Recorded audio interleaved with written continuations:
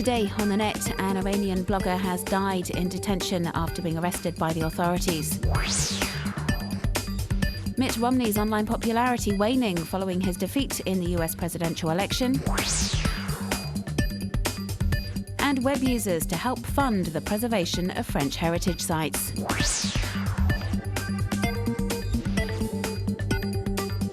Iranian blogger Satar Beheshti died in detention on Tuesday, and according to his sister in an interview for opposition site Kalem, the prison authorities broke the news to his family with the following words: "Buy a grave and come and collect his body."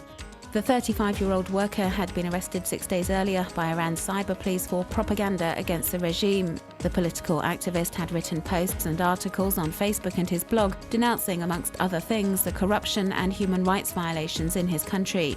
In his final post published on October 29th, he said he had received death threats over his anti-government blogging activity.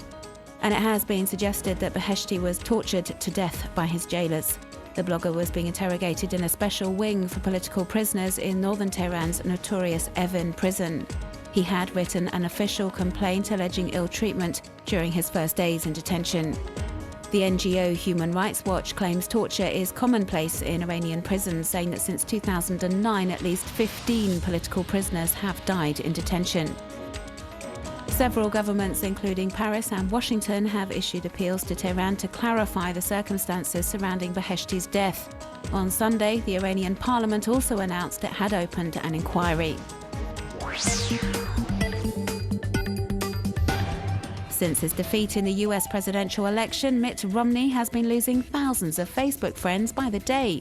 In less than a week, over 66,000 web users have defriended the former Republican candidate on the social network. This article on the San Francisco Chronicle blog reports that his popularity started to wane as soon as Barack Obama was declared the winner.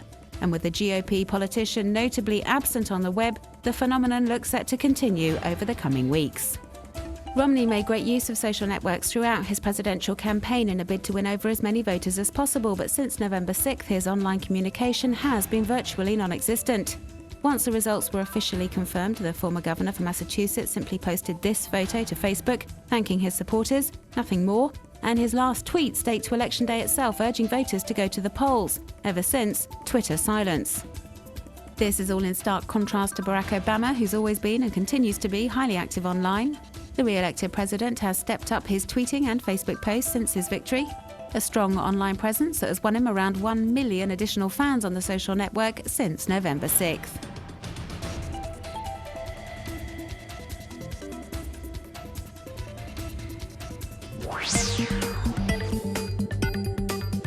A couple of London-based artists are spearheading a project to get Facebook profile pictures hanging in prestigious museums around the globe.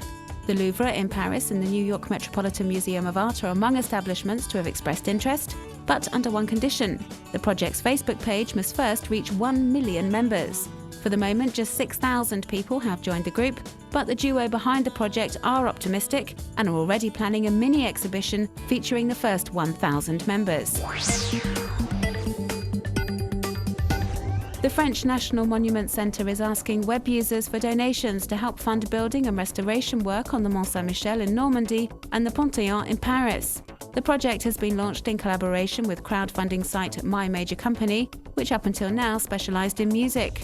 4 sites have already been shortlisted for the operation, and depending on the amount of money invested, sponsors could see their names or even their photos on display at the monument they helped renovate.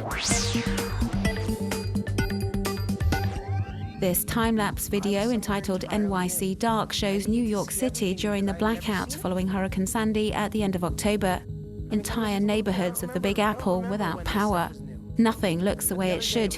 The city that never sleeps in total darkness. You would think that when you're walking around and you see buildings lit up, that you really understand their presence. But the truth is that it's when the lights are out and it's just darkness, but you can feel their presence like hugging you, surrounding you.